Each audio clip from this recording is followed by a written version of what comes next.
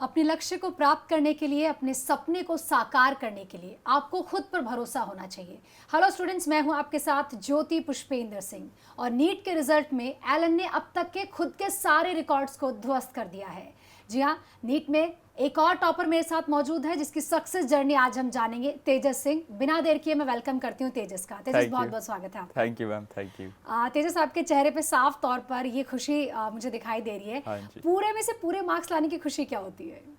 Different ही चीज़ होती है बिल्कुल, कि आपने पूरे पेपर में आउट ऑफ 180 क्वेश्चंस एक भी एरर ना करना, इतने फोकस के साथ आपको पेपर अटेम्प्ट करना, एक टाइम रिस्ट्रिक्शन होती है कि 3 आवर्स में पूरा करना है, सो इट इज़ डिफ़िकल्ट। और जब अचीव हो जाता है तो बहुत ज़्यादा खुशी होती है। अचीव होने के बाद की खुशी आपके अंदर तो हमें साफ तौर पे दिखाई दे रही है, लेकिन फैमिली में क्या माहौल है? मम्मी पापा का क्या रिएक्शन है? मम्मी पापा तो बहुत खुश हैं। पहले तो उन्हें सिंक इन ही नहीं हो रहा था कि अच्छा पूरे नंबर आ गए। पहले तो मुझे भी नहीं हो रहा था एक्चुअली, कि जब फर्स्ट टाइम आंसर की चेक की थी तब लगा था कि मे बी कोई गलत आंसर क्रॉस चेक हो गया कितनी हो। बार आपने रीचेक किया? एटलीस्ट 3-4 टाइम्स रीचेक किया था। एंड मैंने भी किया, मैंने अपनी सिस्टर से भी करवाया कि एक बारी तुम भी देखो, पता चले मेरे से ही गलती हो ही जा रही है। एंड जब फाइनली कंफर्म हो गया, जब पता लग गया कि हाँ सारे करेक्ट है, तो बिल्कुल ही डिफरेंट फीलिंग थी, मतलब आउट ऑफ दिस वो वर्ल्ड। खुशी बिल्कुल अलग थी। हाँ पूरे जी। में से पूरे मार्क्स लाने की खुशी निश्चित तौर पर अलग है। और रैंक 1 आना मतलब एक बहुत बड़ी अचीवमेंट हाँ होती है जी। कि जिस चीज़ के लिए 2 साल से मैं मेहनत कर रहा हूँ, हाँ जी। हाँ जी। डेडिकेटेडली मैं डिसिप्लिन में हूँ, मैं सब कुछ कर रहा हूँ, वो फाइनली अब मेरे हाथों में है। Yes ma'am, yes. अच्छा, डॉक्टर बनने की इंस्पिरेशन आपको कहाँ से मिली? कब सोचा पहली बार कि मुझे डॉक्टर ही बनना चाहिए? सो मेरे मम्मा भी मेरे पापा भी दोनों ही डॉक्टर्स हैं। So okay. एक्चुअली मुझे उनसे ही इंस्पिरेशन मिली थी। तो 8th तक तो मुझे नहीं था इतना कि क्या करना है, तब ज़्यादा सोचा भी नहीं था क्योंकि I had time. But 9th में जब कोविड हुआ एक्चुअली, तो मैंने देखा कि मम्मा जा रहे हैं अपने काम पे, बाकी जैसे सारे बिजनेसेस रुके हुए थे, मम्मा जा रहे हैं टू हेल्प पीपल। सो वैसी एक नोबल प्रोफेशन है, वैसी टू सर्व द पीपल। सो वो भी एक थॉट, एक स्पार्क आई मेरे में कि हाँ जी मुझे भी यही करना है। सो निश्चित तौर पे कोविड का वो समय एक ऐसा समय था जब ऐसे लग रहा था कि जो हम हमेशा सुनते आए हैं कि डॉक्टर्स जो है वो भगवान का दूसरा रूप है, हाँ वो जी। लाइन मुझे लग रहा है वो सार्थक हो गई थी जब कोविड का समय चल रहा था। क्योंकि डॉक्टर्स ही थे। काफ़ी सीरियस डिजीज़ थी, तो लोगों को जिनने ठीक किया वो डॉक्टर्स ही थे। जी। तो हाँ जी मैम, बहुत तो वो बड़ी बात। इंस्पिरेशन आपको वहाँ से मिली। अच्छा, क्या तेजस पढ़ाई में शुरू से मतलब बहुत अच्छा रहा है, या समय के साथ खुद को पहचाना कि अरे मैं तो पढ़ाई में बहुत अच्छा हूँ और क्यों ना इसको और सीरियस लिया जाए? एक्चुअली तो मैं पहले से ही सिंसियर स्टूडेंट था, अच्छा स्टूडेंट था। बट 11th-12th में स्पेशली आके लगा कि अब थोड़ा टाइम आ गया है और थोड़ी सी अगर मैं मेहनत कर लूँ तो और भी अच्छा अचीव कर पाऊँगा। तो एक्चुअली सीरियसनेस मेरी उधर से स्टार्ट हुई थी। 10th तक भी देयर वाज, बट वो एक डिफरेंट था कि हो जाएगा कोई बात नहीं। बट जब 11th-12th में कंपेटिटिव एग्ज़ाम है, मतलब इतने सारे एप्लीकेंट्स हैं, इतने सारे लोग अपीयर कर रहे हैं, तो तब रहता है कि हाँ अच्छा करना है। सो तब मेरी सीरियसनेस आई थी। अच्छा, स्कूल में बहुत मस्ती की होगी मतलब आपने। हाँ जी, अच्छा, एग्जैक्टली। मतलब पढ़ने का तो आपने बता दिया कि शुरू से आप सिंसियर स्टूडेंट रहे हो, लेकिन क्या पढ़ने के अलावा भी तेजस का कोई शौक है, स्पोर्ट्स में इंटरेस्ट है? स्पोर्ट्स में मेरा फुटबॉल में काफ़ी इंटरेस्ट है। 11th में 12th में स्पेशली जब काफ़ी स्ट्रेस हो जाता था कि कोई टेस्ट दिया है, कोई मुश्किल टेस्ट दिया है, या फिर वैसे ही कभी कभी मूड ऑफ भी हो जाता था, कई बार मार्क्स उतने नहीं आए जितने एक्सपेक्ट किए थे, तो तब अपने आप को कूल डाउन करने के लिए बाहर जाके थोड़ी सी फुटबॉल खेली अपने साथ ही, ऐसे कोई सीरियसली नहीं कि कहीं जाना है, घर पे ही। एंड कभी म्यूज़िक सुन लिया, कभी मूवीज़ देख ली थोड़ी सी, ताकि थोड़ा सा काम डाउन हो और फिर से रीस्टार्ट करूँ। अच्छा, क्या नीट की जर्नी तो हम देख ही रहे हैं कि कहाँ पे आप इस वक्त हैं और क्या रिजल्ट आप लेकर आए हैं, क्या आपने अचीव किया है, लेकिन क्या इससे पहले आपने कुछ ओलंपियाड्स दिए हैं? इससे पहले भी कुछ इस तरह के एग्जाम आपने दिए हैं, नेशनल लेवल के, इंटरनेशनल लेवल के, ताकि आप खुद को पहचान पाओ कि मैं मतलब एक होता है ना कि मेरी स्कूल में मैं बहुत अच्छा परफॉर्म कर रहा हूँ, मेरे शहर में अच्छा परफॉर्म कर रहा हूँ, लेकिन अगर मैं ये देखूँ कि मैं भारत में जितने स्टूडेंट्स हैं जो नेशनल लेवल का एग्जाम है, मैं वहाँ कहाँ स्टैंड करता हूँ? क्या कुछ इस तरह के एग्जाम दिए हैं? एक मैंने दिया था, आईटी का ओलंपियाड था, सो आई सिक्योर्ड ऑल इंडिया रैंक 3। कौन सी क्लास में आपने दिया? मैंने 9th में दिया था ये। सो आई सिक्योर्ड ऑल इंडिया रैंक 3। तो जब रिजल्ट देखा तब लगा हैं ये कैसे हो गया। ये मैं ही हूँ। हाँ मैं ही हूँ ना। बट फिर हाँ कि फिर मुझे लगा कि यस मैं कर सकता हूँ बहुत अच्छा, बस थोड़ी सी मेहनत और करनी है, थोड़ी सी। तो फिर ऐसे कि नेक्स्ट लेवल पे जाके अब थोड़ी सी और कर लो, नेक्स्ट लेवल पे जाके, तो ऐसे ही सेट हुआ रूटीन, पैटर्न, रिदम। अच्छा, बीच में आपने अपने बात करी कि आपको फुटबॉल खेलना बहुत पसंद हाँ है। जी। तो क्या स्पोर्ट्स से हमें बहुत कुछ सीखने को भी मिलता है? फेवरेट प्लेयर कौन है आपका? और अगर आप बताना चाहो एक स्टूडेंट स्पोर्ट्स से क्या सीखे, मतलब कुछ ऐसी चीज़ें जो आपको लगता है कि यार एक स्टूडेंट वाली जर्नी में मैं स्पोर्ट्स से सीख सकता हूँ? सबसे पहले तो ये है कि sportsmanship and the way you accept defeat, कि अब हमेशा तो ऐसा नहीं हो सकता, जैसे कोई भी मैच ले लो, नॉट जस्ट फुटबॉल, कोई भी स्पोर्ट ले लो, हमेशा आप कोई मैच नहीं जीत सकते। डिफीट तो आपको फेस करनी ही पड़ेगी कभी कभी, कभी ना कभी। सो उसमें यही सीखा कि कुछ नहीं होता, अगली बारी ट्राई करेंगे और हार्ड वर्क करेंगे। एंड दूसरी बात ये होती है कि एक तो 11th-12th में स्पेशली, 9th-10th में भी, 11th-12th में भी, पूरे टाइम थोड़ा सा आपको बर्डन रहता ही है स्ट्रेस का। एंड उसकी वजह से आपकी फिजिकल फिटनेस पे थोड़ा सा रह जाते हो। तो उससे ये होगा कि आपकी बॉडी भी हेल्दी रहेगी, बिकॉज बॉडी तो चाहिए ही चाहिए, because health is wealth, right. So उसकी वजह से। अच्छा तेजस, आपने बहुत अच्छी बात यहाँ पे मेंशन करी। हमेशा हम जिंदगी में जीतते रहें ये ज़रूरी नहीं है, हमेशा हम अच्छा करते रहें ये ज़रूरी नहीं है। कभी ना कभी शायद हमें फेलियर देखना पड़ सकता हाँ है। जी। अपने फेलियर से सीखना चाहिए हमें। हाँ जी, हाँ जी, बिल्कुल बिल्कुल सीखना चाहिए, वरना कोई फ़ायदा नहीं आगे जाने का अगर तुमने पीछे से ही नहीं कुछ सीखा। हाँ जी। अच्छा तेजस, किसी टॉपर से अगर कोई जानना चाहे तो वो ये होता है कि तेजस का रूटीन क्या रहा होगा, तेजस ने कितने घंटे पढ़ाई की होगी, 720 में से 720 मार्क्स लाने के लिए कितने घंटे की पढ़ाई लगती है, और किस तरह का, मैं कहूँगी, डिसिप्लिन लगता है, किस तरह का रूटीन लगता है? सो मैंने तो अबाउट 8 to 10 आवर्स स्टडी की थी, अदर दैन इंस्टीट्यूट जाके तो क्लास है। उसके बाद सेल्फ स्टडी के लिए 8 to 10 आवर्स लगे थे, क्योंकि Enough है। इतने लगते ही हैं और इतने इससे ज़्यादा भी ज़रूरी नहीं होते।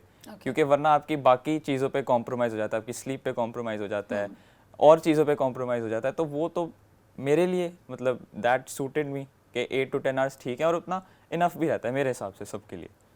ओके। अच्छा तेजस, मैं बार बार आपका नाम ले रही हूँ और आपका नाम बहुत अच्छा है। चलिए, आपके नाम के पीछे की स्टोरी मैं जानना चाहूँगी। आपके नाम का क्या मतलब है और ये नाम किसने रखा था?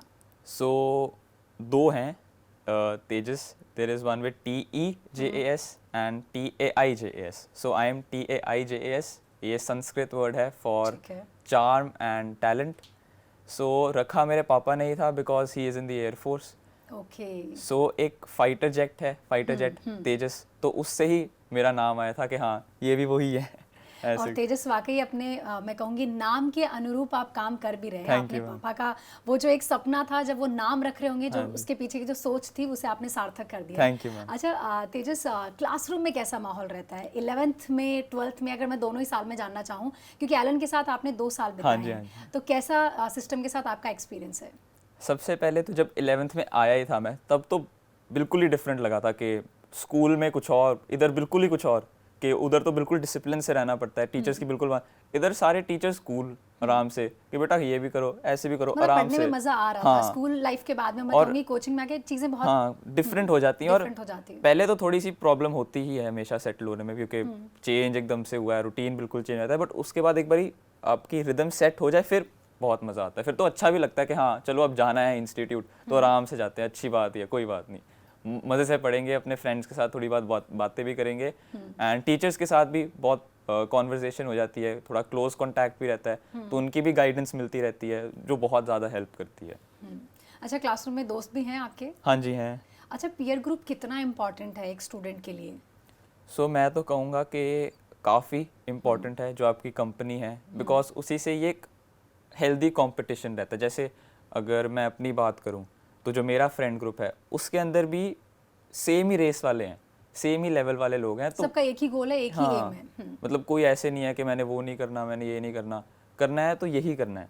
तो उसके साथ तुम्हें भी एक बूस्ट मिल जाता है कि हाँ अगर वो भी ऐसे कर रहे हैं तो शायद मैं भी ट्राई करके देखूं, पता चले मुझे भी बेनिफिट कर जाए। और करता था ऐसा, बहुत सारे इंस्टेंसेस रहते हैं। अच्छा, एक दूसरे को सजेशन भी देते हाँ। रहते थे, पढ़ाई में मैं ऐसे करता हूँ या मेरा ये वे हाँ है। जी मैम, मतलब जैसे उसने थोड़ा सा अपना स्केड्यूल बताया, मैंने अपना देखा, तो थोड़ा सा अगर ट्वीक कर दिया जाए, थोड़ा सा ऑल्टर कर दिया जाए, तो बेनिफिट ही हो जाए। और होता भी था ऐसे। एंड कभी जैसे टेस्ट्स हुए, तो टेस्ट्स के बाद जब डिस्कशन हुई, तो कई बार एकदम से हम टीचर्स को अप्रोच नहीं कर पाते, वो भी बिजी होते हैं, तो कई बार फ्रेंड से ही डिस्कस कर लिया और उधर ही डाउट वो सॉल्व चीज़ हो सॉल्व हो जाता गया। था। हाँ जी मैम। अच्छा, डाउट की आपने बात की। हमें लगता है कि टॉपर्स को डाउट्स नहीं आते होंगे, बट इस पे तेजस का क्या कहना है? ये सच नहीं होता है। अपने डाउट्स को, अपनी सिली मिस्टेक्स को कैसे पहचानते हो, कैसे उन्हें इम्प्रूव करते हो? और इसके अलावा अगर मैं बैकलॉग की भी बात करूं कि हाँ जी, हाँ क्या जी। कभी 2 साल की जर्नी में बैकलॉग रहा, और हाँ, रहा तो फिर उसे कवर कैसे किया? वो क्या ट्रिक है आपकी जो शायद आपके जूनियर्स को हेल्प कर जाए? बैकलॉग तो मेरा 11th में था काफ़ी, क्योंकि 11th में नए नए आए थे, तो जब 11th टू 12th मूव किया था, सो मेरा था बैकलॉग, बट मैंने उस पर उस टाइम स्ट्रेस नहीं दिया। वरना अगर मैं 12th के अंदर 11th करूँगा, उसे पढ़ रहा हूँ, फिर जो उस टाइम 12th का किया वो और आगे हो जाएगा, फिर ऐसे बैकलॉग एक्यूमुलेट होता रहेगा। तो फिर मैंने जब हमारी 11th की रिवीजन स्टार्ट हुई थी, तो मैंने उस पर ज़्यादा फोकस किया जो मेरा लैक कर रहा था। Okay. फिर उसको उस पर इम्प्रूव किया, इम्प्रूव्ड अपॉन दैट। सो फिर वो ऑटोमेटिकली ख़त्म होता गया। तो 12th का भी कुछ ऐसे नहीं रहा पीछे, 11th का भी नहीं कुछ रहा। एंड जब डाउट्स की बात करो, डाउट्स तो आते ही हैं, क्योंकि ऐसा नहीं हो सकता कि तुम, और मुझे लगता है डाउट्स आने ज़रूरी भी हैं, क्योंकि अगर डाउट्स आपके आ रहे हैं, कॉन्सेप्ट तभी क्लियर होंगे, डाउट्स आ रहे हैं इसका मतलब तुम पढ़ रहे हो। तुम अच्छा कर रहे हो। हाँ, नहीं पढ़ भी रहे हो कि एटलीस्ट पढ़ा है, कि कुछ इसमें प्रॉब्लम आई है, कोई इसमें इशू आया है, इसका मतलब तुमने एटलीस्ट रीड किया है। जैसे अगर नोट्स में कुछ पढ़ रहे हो, अगर कोई क्वेश्चन में डाउट है, तो इसका मतलब तुमने एटलीस्ट उसे अटेम्प्ट किया है। तुम्हें एक खुद भी होता है कि हाँ चलो अटेम्प्ट किया है, मैं डाउट पूछ रहा हूँ, इसका मतलब मैंने कुछ ठीक किया है। एंड जब डाउट सॉल्विंग की बात आती है, तो एलन के टीचर्स तो हमेशा they're always there for us. तो कभी उनके साथ इन पर्सन जाके फेस टू फेस पूछ लिया डाउट्स पे, कभी फ़ोन पे पूछ लिया, कभी उनने ऐसे मना नहीं किया, मतलब बड़ी मतलब वो सपोर्ट थी। 24/7 आपके लिए हाँ अवेलेबल जी, थे? हाँ ओके। जी मैम। अच्छा, रिवीजन के बीच में आपने बात छेड़ी, तो एग्जाम से ठीक पहले ना मुझे लगता है ऐसा तो मुमकिन ही नहीं हो सकता है किसी के लिए भी कि वो शुरू से लेके एंड तक हाँ, सब हाँ, कुछ पढ़ने बैठ जाए, ऐसा मुमकिन नहीं हाँ है। जी। ऐसे में तेजस का क्या तरीका है, रिवीजन का क्या स्टाइल है? क्या इसके लिए नोट्स बहुत हेल्प करते हैं? और अगर नोट्स हेल्प करते हैं तो उन्हें एग्जैक्टली बनाना कब शुरू किया था? नोट्स में भी ये समझना ज़रूरी है कि मैं किन किन चीज़ों को मतलब एंड में मुझे ज़रूरत पड़ेगी पढ़ने की, तो आपका क्या पैटर्न है?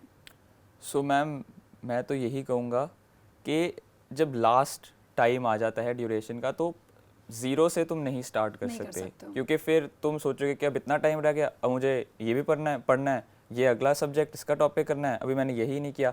सो थोड़ा तो आपको अपने आप में ट्रस्ट रखना पड़ेगा कि मैं इतनी बारी पढ़ लिया, इतने मैंने टेस्ट्स दिए हैं, तो ये मुझे याद है। चाहे उस टाइम पे अगर तुम कोई क्वेश्चन सॉल्व करो, उस टाइम पे शायद ना सॉल्व हो जस्ट, बट जब तुम एक एग्ज़ाम के इन्वायरमेंट में बैठे रहते हो, तो एक डिफरेंट ही फीलिंग होती है। वो कुछ याद नहीं भी आ रहा तो वो भी याद आ जाता है। एंड मेन यही है कि नोट्स जो हैं वो तो मैंने स्टार्टिंग से ही बनाए थे, कि ओके। जैसे टीचर जैसे जैसे पढ़ाते थे क्लास में, वैसे वैसे बनाते रहने हैं। जो एनसीईआरटी है, एनसीईआरटी के अंदर स्पेशली बायो की, तो बायो के अंदर एनसीईआरटी में साइड पे स्पेस होती है लिखने की। तो जैसे पेज पढ़ा, उसके अंदर जो मेन इंपॉर्टेंट वो वहीं पॉइंट्स है पे वो लिख वहीं पे दिया। लिख ले, ताकि आपको पूरा पेज ना पढ़ना पड़े। क्योंकि अंडरलाइन भी अगर कर लो वो भी ठीक है, बट अंडरलाइन भी फिर बहुत सारी लाइंस हो जाती हैं, फिर वो फिर से तुम्हें पूरा पेज इवेंचुअली पढ़ना ही पड़ता है। तो थोड़े से इंपॉर्टेंट पॉइंट्स लिख लिए कि हाँ ये इंपॉर्टेंट है, तो उसको उधर से ही देख लिया कि अच्छा ये वाला है, ये देख लिया ऐसे। तो इससे काफ़ी ईजी हो गया था और काफ़ी टाइम भी सेव हो गया था मेरा। अच्छा, आपका फेवरेट सब्जेक्ट कौन सा है? कौन से सब्जेक्ट को आप सबसे ज़्यादा पढ़ना पसंद करते हो? एक्चुअली तो सारे ही मुझे अच्छे लगते हैं, क्योंकि सब में कुछ नया ही सीखने को मिलता है। जैसे अगर आप फिजिक्स देखो, केमिस्ट्री देखो, तो उसके अंदर पता चलता है कि how the world works. Bio के अंदर देखो, तो बायो के अंदर तो अपनी फिजियोलॉजी पता चल रही है कि हमारी बॉडी कैसे वर्क करती है, वही बहुत फैसिनेटिंग होता है। तो सब में मुझे इंटरेस्ट था, सारे मेरे गुड सब्जेक्ट्स थे। And I also like maths. Maths भी बहुत पसंद है। हाँ जी, I also like maths quite lot. And मैंने जेई मेंस भी दिया था। I am a super math student. मैंने मैथ्स भी पढ़ी है 11th 12th में, ओके। एंड उसमें भी मेरा काफ़ी अच्छा स्कोर आया था। कितना स्कोर रहा? I score 99.74 percentile. अच्छा, इसके पीछे आपका क्या थॉट है? मतलब आपने क्योंकि प्रिपरेशन कर रहे हो नीट की, और साथ में क्योंकि आपको सब्जेक्ट मैथ पसंद है, लेकिन उसका एग्ज़ाम देना मेंस का, और फिर उसके बाद में जेईई एडवांस भी आपने दिया, हाँ जी मैम, जेईई एडवांस भी दिया तो था। इसके पीछे आपका क्या थॉट है? मतलब क्यों दिया एग्ज़ाम? एक्चुअली तो ये था कि आई थॉट कि मैं I am good in maths, right. So initially तो मैंने बताया कि 11th में आते तो जोश ही अलग होता है, तो पीसीबी भी लिए, साथ में मैथ्स भी ले ली। तो तब इनिशियली टफ लगा था, बट फिर ऑटोमेटिकली एडजस्ट हो गया था कि रिदम बन गई थी कि हाँ मैथ्स भी चल रही है, फिज़िक्स भी चल रही है, केमिस्ट्री भी, बायो भी, तो वो सेट हो गया था। एंड फिर हम जैसे 12th में आए तो इन जनवरी फर्स्ट अटैम्प्ट था, तो अब फिज़िक्स केमिस्ट्री तो मैंने पहले ही की हुई है, पहले क्योंकि की वो हुई तो है। उसमें ही आता है। फिर मैथ्स भी मैंने उस टाइम थोड़ा सा टाइम उस पर लगाया था, एंड उसकी वजह से मेरा मेंस का भी बड़ा अच्छा स्कोर आया। एंड जब जेईई एडवांस्ड की बात करें, तो जेईई एडवांस में तो ये था एक्चुअली कि वो नीट के बाद था। तो तब तो नीट के बाद मैंने बोला कि फ्री हो गया, मेरा बिल्कुल भी एज सच मन नहीं था। बट फिर मैंने सोचा कि यार 2 साल मैंने मैथ्स किया है, तो रिगरसली क्यों ना किया, एग्जाम दे लो। एग्ज़ाम दे ही लो अगर, क्योंकि रिजल्ट तो एज सच मुझे अफेक्ट नहीं करता क्योंकि मेरा एम तो डॉक्टर ही है, तो दे लेते हैं एक बार ही, क्या जा रहा है। तो उसके अंदर भी मेरे इतने आगे कि कट ऑफ क्लियर हो जाएगी। हाँ जी मैम। तो पीसीबी को आपका मैनेज करने का क्या तरीका है? क्या तीनों सब्जेक्ट्स को आप इक्वल टाइम देते थे जब भी आप पढ़ने बैठते थे क्लासेस के अलावा, या फिर ऐसा था कि यार इस पे अगर मेरी कम पकड़ है तो इसको मैं ज़्यादा टाइम दूंगा, या इस पे मेरी अच्छी पकड़ है तो इसको मैं भले ही कम पढ़ लूँगा तो भी चल जाएगा? मतलब आपका क्या तरीका है? सो फिज़िक्स को मैं थोड़ा सा ज़्यादा टाइम देता था क्योंकि फिज़िक्स के न्यूमेरिकल सॉल्व करने होते हैं। मतलब जितने तुम एक्चुअली सारे सब्जेक्ट्स में ही देख लो, जितने क्वेश्चन ज़्यादा सॉल्व करोगे उतना ही बेटर रहेगा, क्योंकि उतनी ही तुम्हें एक्सपोजर होगा कि ऐसा क्वेश्चन भी आ सकता है, इस लैंग्वेज में भी आ सकता है, चाहे वो हो सिमिलर क्वेश्चन ही, बस कई बार पेपर में नहीं आता था कि अच्छा इसका तो मतलब यही था। सो इससे क्या होता है कि आपको पूरे में ही बेनिफिट मिलता है। अब मैंने फिज़िक्स को इसलिए थोड़ा एक्स्ट्रा टाइम दिया था क्योंकि उसके अंदर इनिशियली मैं थोड़ा लैग करता था, बट फिर ठीक हो गया। बट फिर मैंने फिर भी फिज़िक्स को ही एक्स्ट्रा टाइम दिया क्योंकि उसमें लगता है हमेशा। फिर बायो में मैं ज़्यादा टाइम स्पेंड करता था क्वेश्चन प्रैक्टिस में, कि एनसीईआरटी पढ़ ली, नोट्स पढ़ लिए, थोड़ा सा याद कर लिया, एंड फिर क्वेश्चंस प्रैक्टिस की जितने हो सकते हैं। तो एलन का मॉड्यूल ही मुझे सफाइस कर जाता था, उसमें इतने सारे क्वेश्चंस हैं, एक्सरसाइज 1 2 3 इतनी सारी हैं, बिगनर बॉक्सेस हैं, तो यही था। मतलब एक नीट एस्पिरेंट्स के लिए एलन का मॉड्यूल और एनसीईआरटी काफ़ी है पढ़ने के लिए, आप इस पे क्या कहोगे? मैं तो मैम यही कहूँगा कि इट इज़ इनफ। पहले आप वही करो, पहले तो एनसीईआरटी एक्चुअली मेन है क्योंकि उससे ही सवाल आता है, statement questions, one word, true false, उधर से ही आते हैं। फिर एलन के मॉड्यूल में भी उधर से ही डिराइव्ड क्वेश्चंस होते हैं, तो वही क्वेश्चंस बन जाते हैं। उससे ज़्यादा तो आई गेस नहीं ज़रूरत, क्योंकि टेस्ट्स भी आते हैं।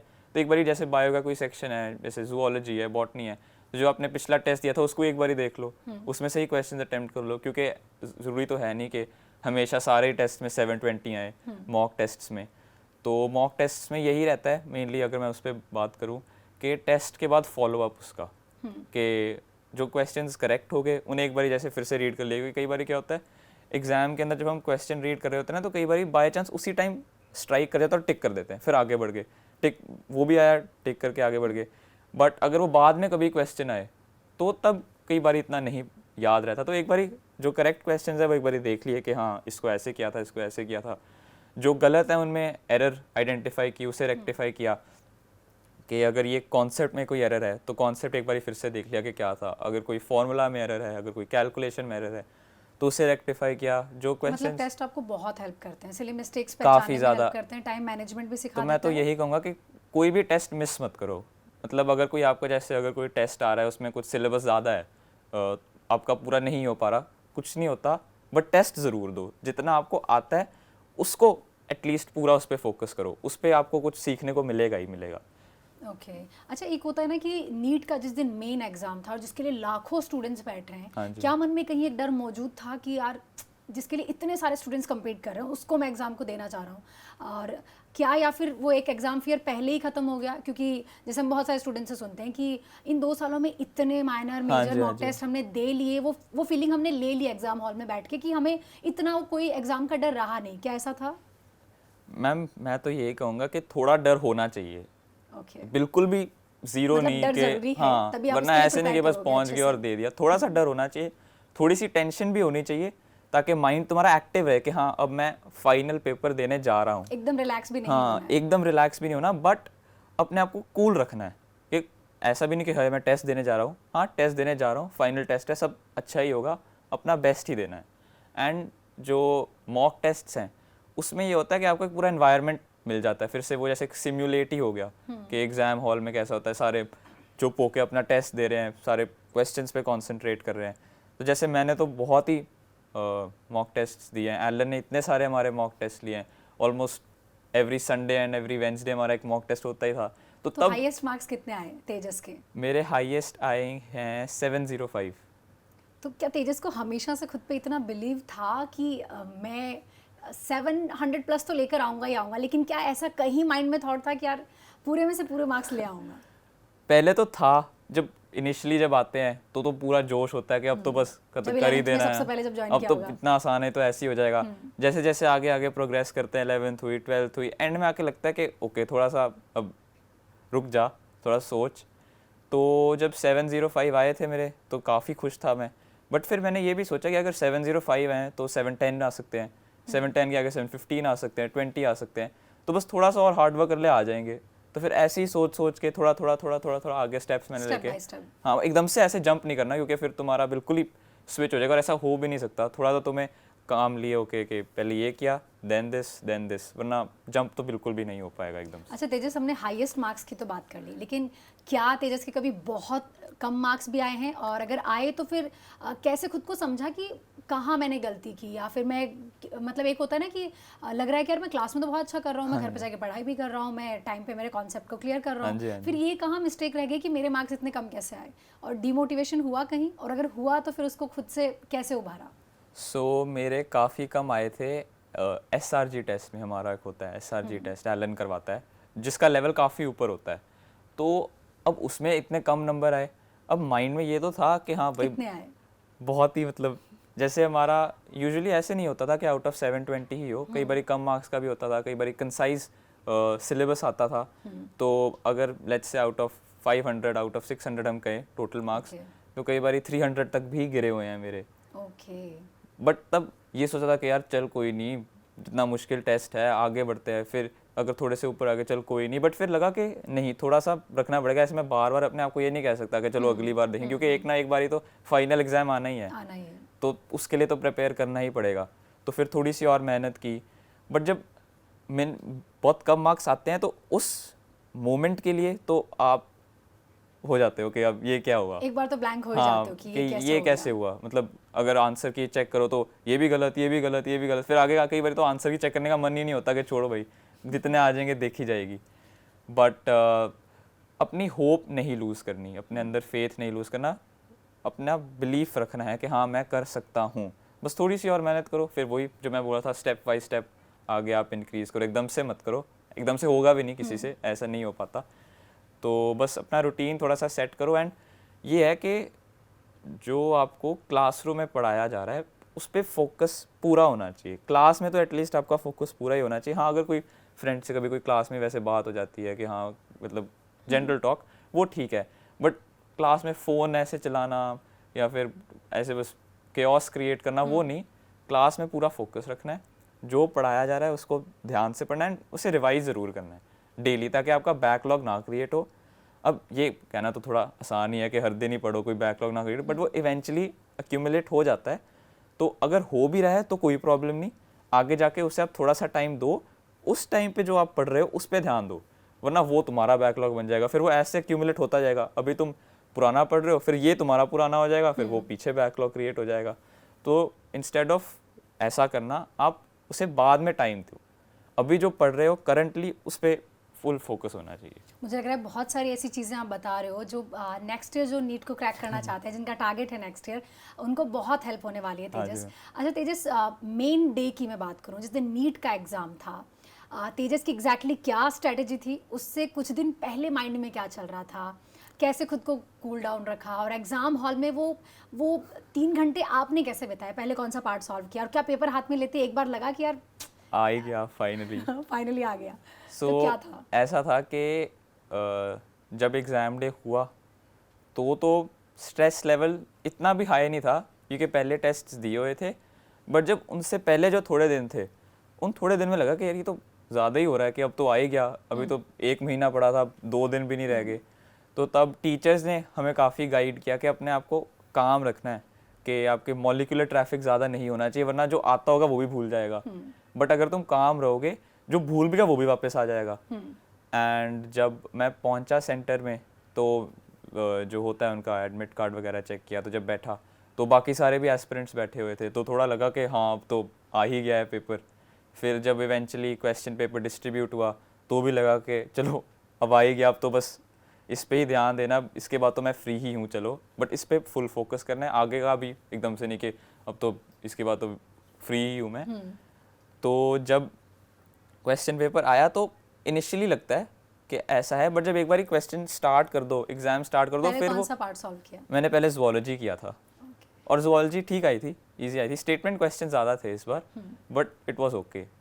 तो मैं कह रहा था कि जब एक बार स्टार्ट कर लेते हो पेपर, फिर 3 आवर्स का इतना नहीं पता चलता कि अगर वैसे सोचो कि 3 घंटे पेपर देना है, वो फिर आप उसमें पूरी तरह से डूब जाते हो। हाँ, तो एक बार तुमने क्वेश्चन स्टार्ट कर लिए, वो फ्लो बन जाता है, फिर वो खुद ही हो जाता है इजीली, फिर बंदे को पता नहीं चलता है ऐसे कि अब मुझे 3 घंटे देना है, अब बाकी भी ऐसे ये सेम क्वेश्चन बाकी भी कर रहे हैं, तो उनने कैसे सोचा होगा, वो नहीं सोचना, अपना बेस्ट देना है उस दिन।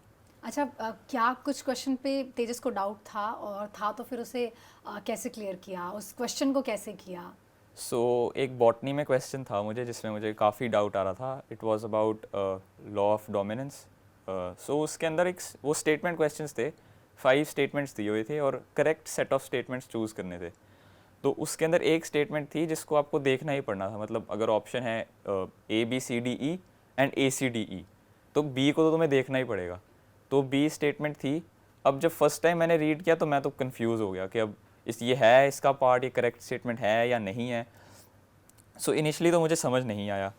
अब ऐसा जब होता है तो मैं तो यही करता हूँ कि 1 मिनट स्पेंड कर लिया उस क्वेश्चन पे, ठीक है, अगर आ गया अच्छी बात है, वरना नेक्स्ट पे चले जाओ, उसको उस पर मत ध्यान दो, वरना तुम्हारे आगे क्वेश्चन का भी टाइम चला जाएगा। उस पर वापस आओ, जब पूरा पेपर हो गया उस पर वापस आओ एक बारी, वो तुम्हें खुद ही याद आ जाएगा।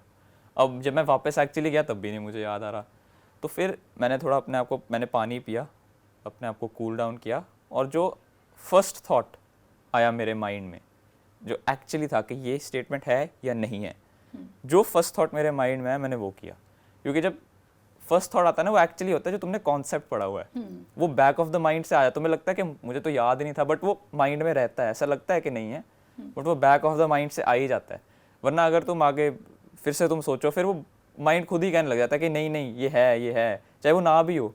तो उस पर ध्यान नहीं देना, जो फर्स्ट थॉट है उस पर ध्यान देना है, बाकी क्वेश्चन जो निकल रहे हैं वो तो अच्छी बात ही है। तो क्या घर आने के बाद ऐसा किया, एग्जाम खत्म होने के बाद रास्ते में था माइंड में कि जाते ही सबसे पहले मैं ये चेक करूंगा कि जो मैं करके आया हूँ, जिस क्वेश्चन पे मुझे एग्जैक्टली इतना डाउट था, क्या वो सही था या नहीं था? मतलब एग्जाम के बाद क्या किया? तो एग्ज़ाम के बाद तो मुझे पहले रियलाइज़ ही नहीं हो रहा था कि मेरा पेपर हो गया। मतलब जिसके लिए मैंने 2 years and not just 2 years, उससे पहले भी पूरी प्रिपरेशन जो बिल्डअप हुआ कि वो हो गया, कि अब ये डन है। तो वो तो कार में मुझे पता ही नहीं चल रहा था। फिर जब घर आके किया तो मैं आंसर की मैंने चेक नहीं की, कि मैंने सोचा कि अब जो पेपर में हुआ है मैं चेंज तो कर नहीं सकता। अच्छा, आपने आंसर की को चेक ही नहीं मैंने किया? चेक ही नहीं किया था आंसर की बहुत देर तक। मैंने जब एक्चुअली NTA ने जब रिलीज़ की थी ऑफिशियल, तभी चेक किया था। सो आके तो मैंने चेक की नहीं बिल्कुल भी, कि अब हो गया भाई तो हो गया, जस्ट लीव इट, अब रेस्ट करो, अब तुम फ्री हो। एंड जब फिर NTA की एक्चुअली आई तब चेक की, एंड तब भी बहुत बारी चेक की मैंने आपको बताया, जैसे 3-4 टाइम्स मैंने चेक की आंसर की। तो फिर जब फाइनली हुआ कि हाँ भाई आ गए हैं, तो जब सिंक इन हुआ तो फिर लगा कि चलो बहुत ही अच्छी बात है, काफ़ी आई वाज हैप्पी। तेजस, बहुत सारी बातें आपने हमें बताई अपनी सक्सेस जर्नी में, आपने क्या कुछ किया, और वाकई मुझे लग रहा है कि आपके नाम के अनुरूप आपने काम किया है। Thank you, और आपने अपने नाम को सार्थक साबित कर दिया है। Thank you. चलिए, एक बार फिर से मैं बहुत सारी शुभकामनाएं आपको देती हूँ Thank you so Allen much, की ma'am. पूरी टीम की तरफ से। Thank you, उम्मीद ma'am. करते हैं आप आगे भी ऐसी नाम रोशन करते रहेंगे। Thank you ma'am. और चलिए, साथ में ये भी उम्मीद करते हैं कि आपने तेजस की सक्सेस जर्नी से बहुत कुछ सीखा होगा और बहुत कुछ जाना भी होगा कि आखिर तेजस ने कैसे खुद पर भरोसा रखते हुए यहाँ तक वो पहुँचे हैं। उम्मीद करते हैं जिस भी सपने के साथ आप एलन के साथ जुड़ेंगे वो सपना आप ज़रूर पूरा करेंगे। नमस्कार।